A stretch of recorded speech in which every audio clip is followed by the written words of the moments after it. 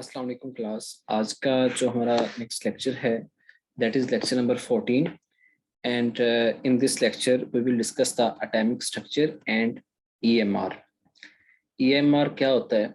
Electromagnetic radiations को कहते हैं ईएमआर। तो एटम क्या होता है, उसका स्ट्रक्चर क्या होता है, और उसके बाद बॉन्डिंग्स होती हैं, कुछ केमिकल बॉन्डिंग्स होती हैं जिसमें आयनिक बॉन्डिंग्स होती हैं। ठीक है, तो वो किस तरह बॉन्ड्स बनाते हैं, वो किस तरह आपस में इलेक्ट्रॉन्स को शेयर करते हैं, और ये सारी जो चीज़ें हैं ये हमने इंशाल्लाह कवर करनी है। एंड देन इलेक्ट्रोमैग्नेटिक रेडिएशंस कि ये किस किस्म की रेडिएशंस होती हैं और इनमें कौन कौन सी चीज़ें इंक्लूडेड होती हैं। So starting this introduction of an atom. Atom क्या होता है, इसका इंट्रोडक्शन क्या है? एटम को हम डिवाइड करते हैं फर्स्टली के बेसिकली एटम में कौन कौन सी चीज़ें होती हैं, लेकिन बिफोर डिवीजन हम इसको जो डिफाइन करेंगे वो ये है कि एक ऐसा स्मॉलेस्ट पार्टिकल है जिसको फर्दर सब डिवाइड नहीं किया जा सकता। इसके पार्ट्स तो बताए जा सकते हैं कि कुछ प्रोटॉन्स होते हैं, कुछ इलेक्ट्रॉन्स होते हैं, कुछ न्यूट्रॉन्स होते हैं, बट इसको सब डिवाइड करना कि एटम से भी कोई स्मॉलर चीज मौजूद है, इट्स नॉट पॉसिबल। लेकिन कुछ इसके पार्टिकल्स होते हैं जो फंडामेंटल होते हैं, जो बड़े बेसिक होते हैं, और भी काफी पार्टिकल्स होते हैं, लेकिन कुछ बेसिक पार्टिकल्स होते हैं जिनको हम fundamental particles of an atom कहते हैं। उनमें प्रोटॉन है, इलेक्ट्रॉन है, न्यूट्रॉन है। Sorry, there was neutron and due to typing mistake ये प्रोटॉन ही दोबारा लिखा गया, but make a correction that there are proton, electrons and neutron. अब एटॉमिक नंबर को अगर हम डिफाइन करेंगे तो उससे जो टोटल नंबर ऑफ प्रोटॉन्स होते हैं या इलेक्ट्रॉन्स होते हैं एक एटम में, उसको हम एटॉमिक नंबर कहते हैं।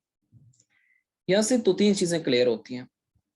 एक तो ये है कि एक एटम में जो नंबर ऑफ प्रोटॉन्स होते हैं और नंबर ऑफ इलेक्ट्रॉन्स होते हैं वो इक्वल होते हैं। इसीलिए हम कह सकते हैं ना कि या प्रोटॉन का नंबर या इलेक्ट्रॉन का नंबर ये एटॉमिक नंबर कहलाता है एक एटम। इसको हम डिनोट करते हैं जी से, जेड से। ये पेपर पॉइंट ऑफ व्यू से बड़ा इंपॉर्टेंट क्वेश्चन है that we denote the atomic number with the symbol Z. Then comes the atomic mass. Atomic mass को हम जो है डिनोट करते हैं किससे? ए से। और आपको ये पता होना चाहिए कि एटॉमिक मास में दो चीजें इन्वॉल्व हैं कि आपने प्रोटॉन के नंबर को और न्यूट्रॉन के नंबर को प्लस कर लेना है, ऐड कर लेना है। जब प्रोटॉन और न्यूट्रॉन्स के नंबर को ऐड करोगे तो बनेगा एटॉमिक मास।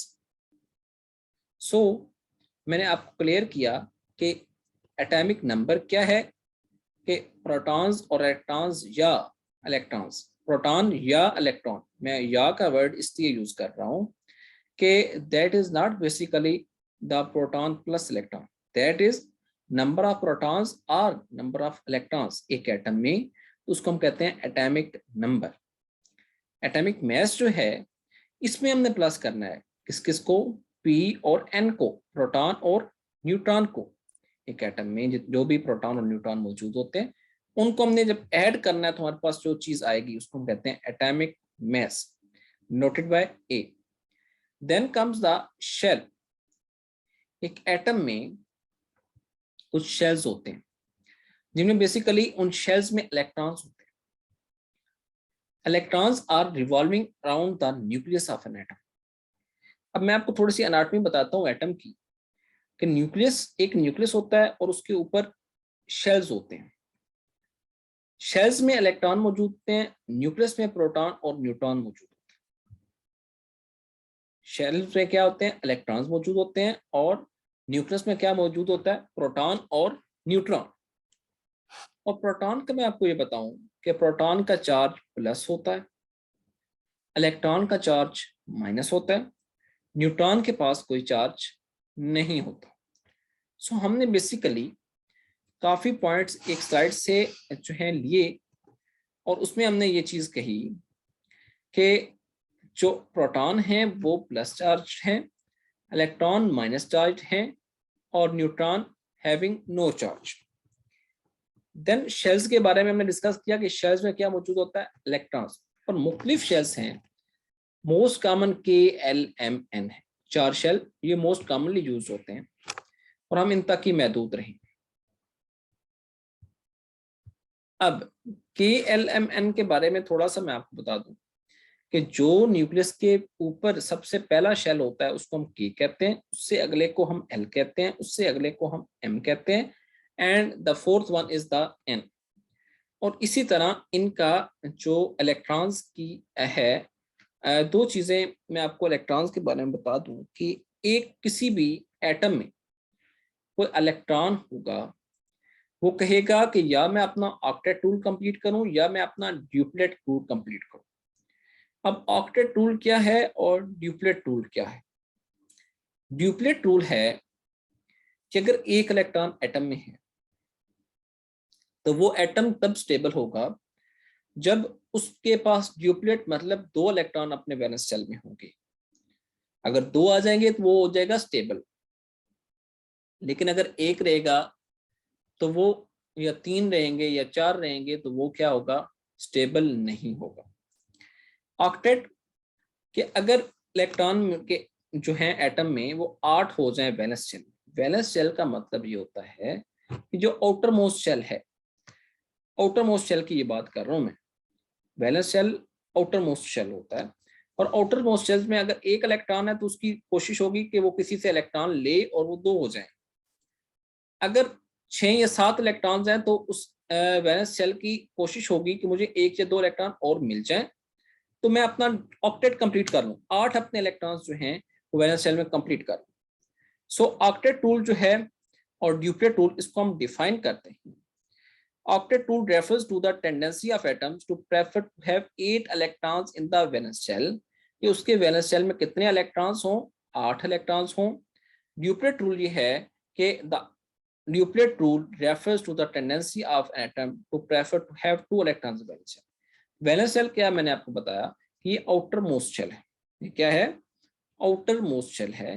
सो आपको पता होना चाहिए कि आउटर मोस्ट शेल में एक एटम की प्रायोरिटी क्या होती है। वो प्रेफर क्या करता है कि या तो उसका ऑक्टेट टूल कंप्लीट हो जाए या ड्यूप्लेट टूल कंप्लीट हो जाए, इन दोनों में से कुछ हो, वरना वो डिस्टेबल रहता है। Then comes the electronic configuration and structure of atom. उससे पहले ये कुछ एलिमेंट्स के साइन गिवन हैं, मैं आपको एलिमेंट्स बताऊंगा और इनके आगे जो ब्रैकेट में लिखा गया है वो मैं आपको बताऊंगा। पहला है Na सोडियम का नाम है, सोडियम है, उसका सिंबल Na है और इसमें 11 लिखा गया है। इसका एटॉमिक नंबर कितना है, 11 है। हाइड्रोजन, इसका एटॉमिक नंबर क्या है, 1 है। H से डिनोट करते हैं और 1 आगे लिखा गया कि इसका एटॉमिक नंबर क्या है, 1 है। देन नाइट्रोजन, इसको हम N से डिनोट करते हैं और इसका एटॉमिक नंबर क्या है, 7 है। देन ऑक्सीजन O, इसको हम, इसमें 8 इलेक्ट्रॉन्स होते हैं या प्रोटॉन्स होते हैं, तो इसका जो एटॉमिक नंबर है वो क्या होगा, 8 होगा। देन क्लोरीन Cl, इसको डिनोट करते हैं किससे, Cl से डिनोट करते हैं, तो इसके एटॉमिक नंबर क्या है, इसका 17 है। देन कम्स द फ्लोरीन, इसका एटॉमिक नंबर है 9। क्या एटॉमिक नंबर है, 9। And then C, just C होगा तो कार्बन, इसका एटॉमिक नंबर है 6। So this is the atomic numbers of these few elements। अब हम बॉन्डिंग्स की तरफ आते हैं, केमिकल बॉन्डिंग क्या होती है। अब केमिकल बॉन्डिंग की टाइप्स तो काफी ज्यादा है, उनमें से हम टाइप्स को पढ़ेंगे। आयनिक बॉन्ड है, कोवलेंट बॉन्ड है, उसके अलावा भी टाइप्स हैं तो हम उनको पढ़ेंगे। बट बिफोर दैट हम ये चीज डिस्कस करेंगे कि केमिकल बॉन्डिंग होती क्या है। दो एटम जब आपस में मिल जाते हैं तो उस बॉन्ड को हम कहते हैं केमिकल बॉन्डिंग। उस बॉन्ड को हम क्या कहते हैं? केमिकल बॉन्डिंग कहते हैं। अब केमिकल बॉन्डिंग की डिफरेंट टाइप्स हैं। उनमें से हम फर्स्ट कहते हैं आयनिक बॉन्डिंग। आयनिक बॉन्डिंग क्या है कि एक complete transfer of valence electrons from one atom to another atom. मैंने आपको शायद ये बताया कि Na के पास आउटर शेल में कितने इलेक्ट्रॉन्स हैं? 11। क्लोरीन के पास कितने इलेक्ट्रॉन्स हैं? 17। तो अगर आप देखें तो आप इसमें देखेंगे कि Na के पास इसके 3 शेल बने हुए हैं, K, L और M। क्लोरीन के पास भी K, L और M। तो पहले शेल में नंबर ऑफ इलेक्ट्रॉन्स कितने होते हैं? 2। दूसरे में होते हैं 8। ठीक है, 8। वो उसको अपना वो ऑक्टेट रूल किया है, कंप्लीट करता है। और तीसरे में जो होता है,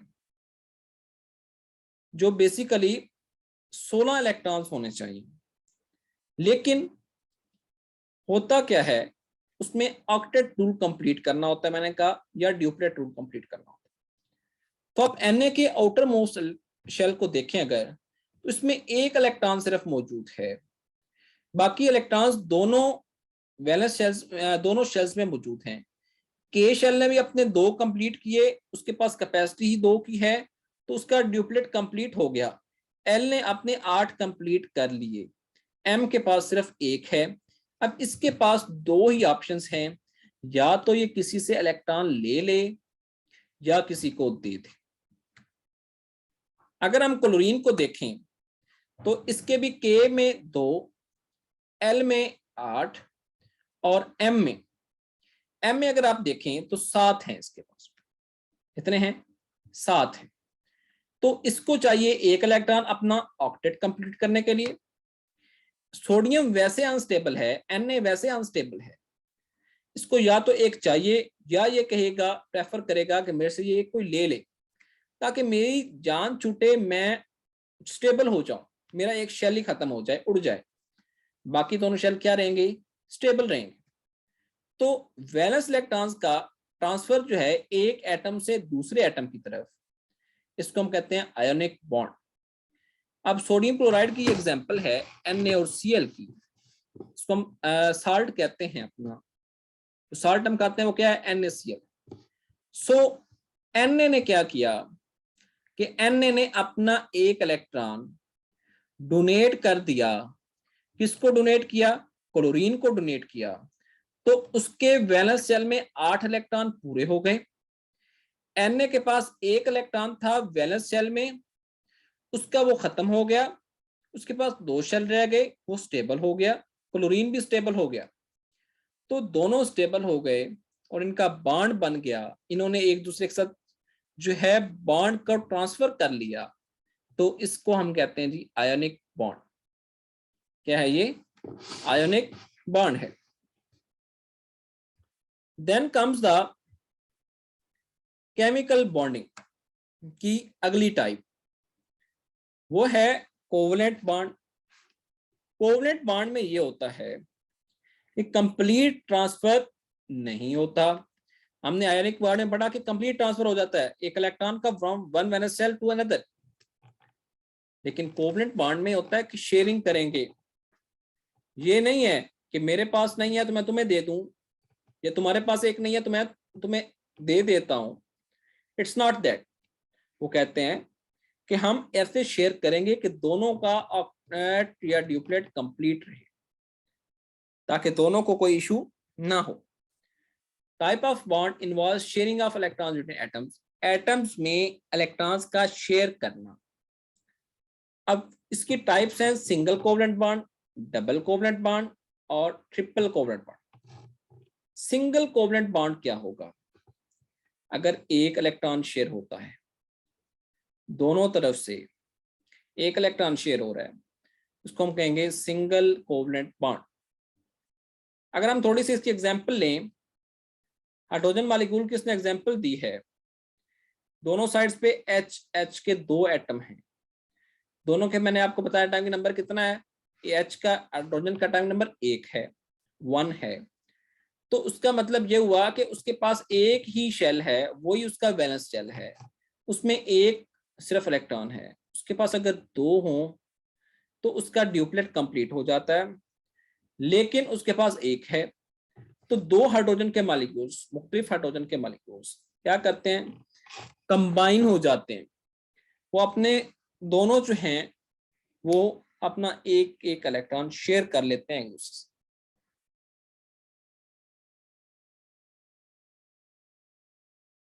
जब वो शेयर करते हैं तो इस शेयरिंग को हम कहते हैं, जब एक इलेक्ट्रॉन को शेयर करते हैं तो H2 मॉलिक्यूल बन जाता है, हाइड्रोजन मॉलिक्यूल बन जाता है।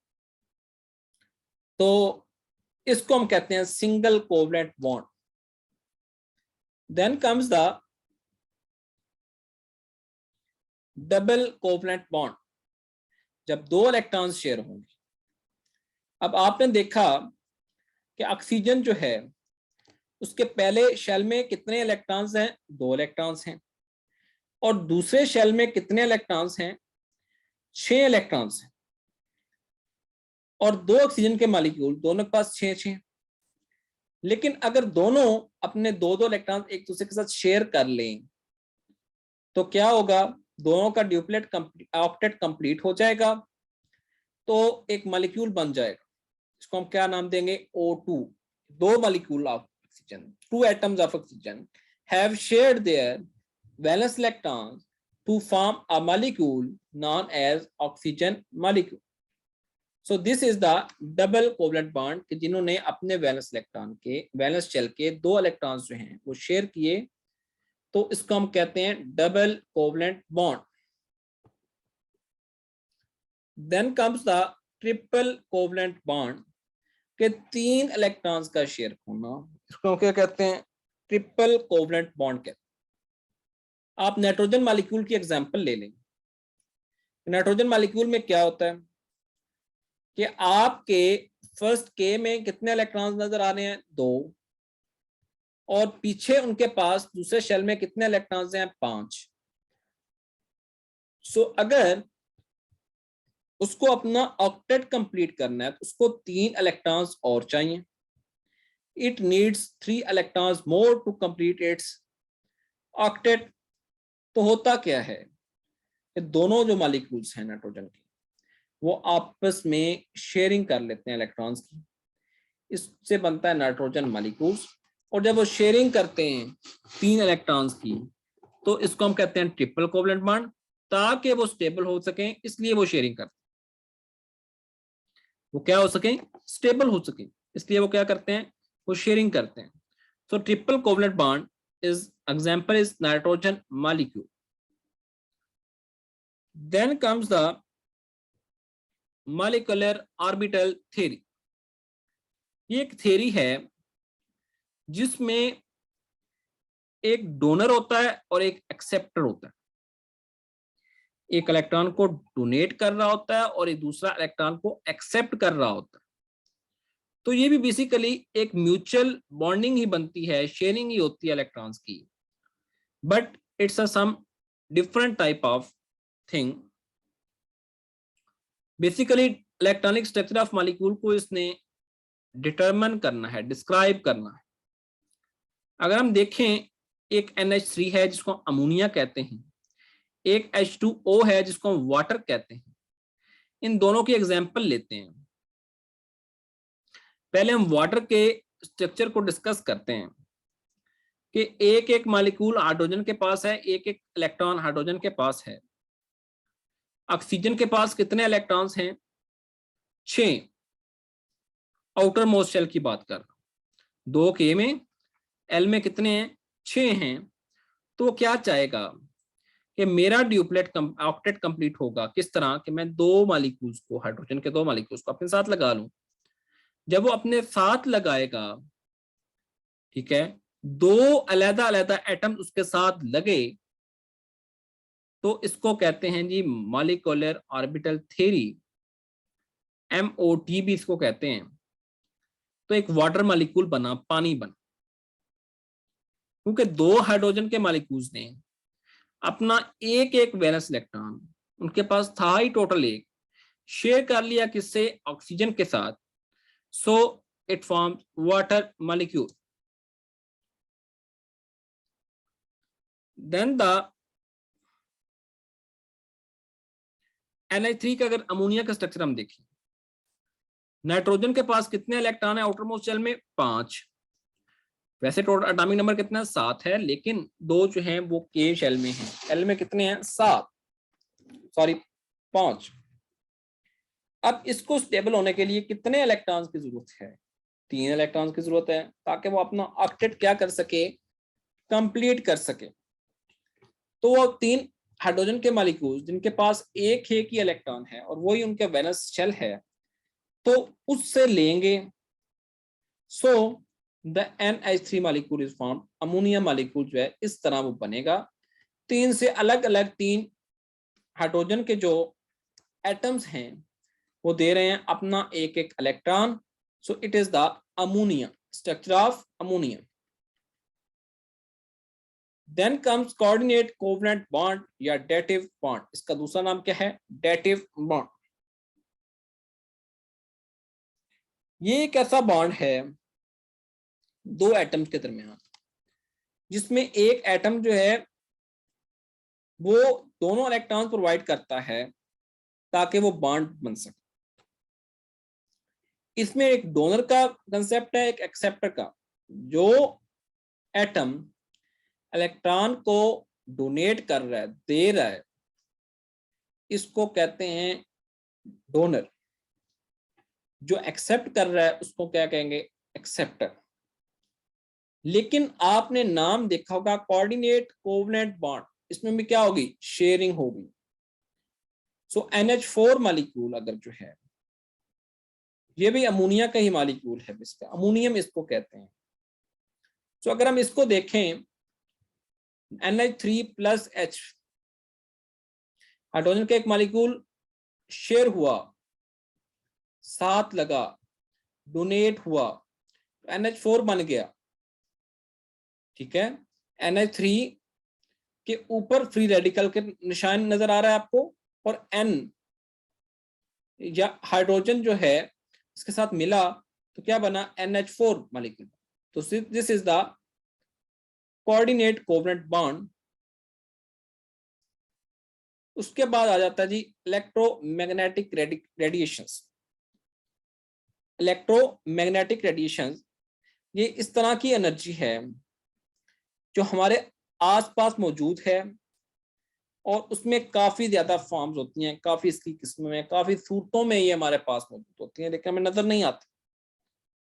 अब बेसिकली रेडिएशंस की अगर बात हो, आयोनाइजिंग होती हैं कुछ और कुछ नॉन आयोनाइजिंग होती हैं। आयोनाइजिंग वो होती हैं जो आयन बना देती हैं। आयन बना के वो जो हैं बेसिकली उनका पर्पस ये होता है कि आयन बनाए थे, हम टेस्ट की रिपोर्ट्स हासिल कर सकें। एक्सरेज और गैमा रेज जो हैं ये आयनाइजिंग हैं, क्योंकि इनके पास हाई एनर्जी और हाई फ्रिक्वेंसी। एक्सरेज और गैमा रेज आयनाइजिंग हैं, क्यों आयनाइजिंग है, क्योंकि इनके पास एनर्जी हाई है और हाई फ्रिक्वेंसी। सो आपको ये तो पता होना चाहिए कि आयनाइजिंग के पास एनर्जी हाई होती है और हाई फ्रिक्वेंसी होती है। और कौन कौन सी एग्जांपल्स हैं, एक्सरेज और gamma rays. Then comes the characteristics of electromagnetic radiations. Electromagnetic radiations की कैरेक्टरिस्टिक्स क्या है, इनमें एम्पलीट्यूड इन्वॉल्व होता है, इनमें फ्रीक्वेंसी इन्वॉल्व होती है, इनमें स्पीड इन्वॉल्व होती है। ठीक है, इसमें 3 चीजें इन्वॉल्व होती हैं। एम्पलीट्यूड क्या होता है, कितनी बुलंदी तक गया, फ्रीक्वेंसी कितने टाइम वाइब्रेट किया, स्पीड उसका मीटर पर सेकंड में जो डिस्टेंस है वो तय कर रहा, वो होती है स्पीड। उसके बाद EMR की जो कैरेक्टरिस्टिक है वो ये है, इसको अपनी प्रोपेगेशन के लिए किसी मीडियम की जरूरत नहीं है। ये खुद ही बहुत बड़ा इलेक्ट्रोमैग्नेटिक रेडिएशन जो है ये प्रोपोगेटेड है, और उसके बाद ये स्पीड ऑफ लाइट से ट्रेवल करता है। आपको पता है कि इसका जो 3 लाख किलोमीटर पर सेकेंड का फिनोमेना जो है इसको हम स्पीड ऑफ लाइट कहते हैं, 3 लाख किलोमीटर पर सेकेंड, ठीक है। या अगर मीटर पर सेकेंड में जो है ये स्पीड ऑफ लाइट जो है उससे ट्रेवल करता है। उसके बाद इलेक्ट्रिक एंड मैग्नेटिक वेव्स जो हैं उनमें ऑसिलेशंस होती हैं। ऑसिलेशंस किसको कहते हैं? अप एंड डाउन जब हम मूव करें तो उससे क्या निकलें? क्रस्ट और ट्रफ्स निकलें, जो बेसिकली एक दूसरे से क्या होती हैं? 90 डिग्री पे होती हैं। अगर एक ऊपर है तो दूसरी उससे नीचे होगी और उसी एंगल पे होगी, और travel of the that time 90 degree है उसकी तरफ। सो EMR इलेक्ट्रोमैग्नेटिक रेडिएशंस जो हैं इनकी कैरेक्टरिस्टिक्स जो हैं वो हो गई। आपको पता है कि जो अपर पार्ट होता है किसी वेव का उसको हम कहते हैं क्रेस्ट, और एक जो लोअर पार्ट होता है उसको हम कहते हैं ट्रफ। तो बेसिकली वेवलेंथ यही चीज होती है। वेवलेंथ अगर एक क्रस्ट से स्टार्ट हुआ उस वक्त लेना स्टार्ट की तो क्रस्ट तक ही लोगे, ये नहीं होगा कि आप ट्रफ पे लो, फिर आपको क्रस्ट से ही देनी पड़ेगी। इतना अगर ट्रफ से रख दें तो ट्रफ जो है वो बियर अप करे।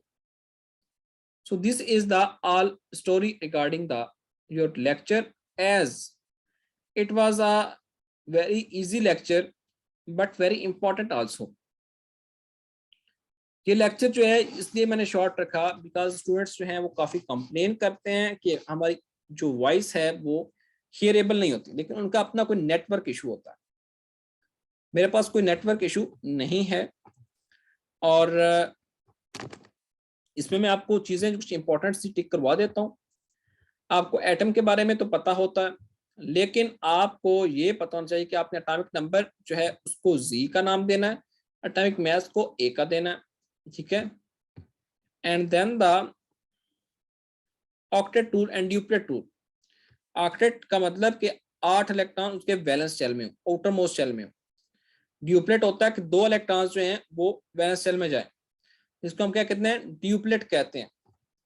मैं अगेन रिवाइज करवा रहा हूँ आपको।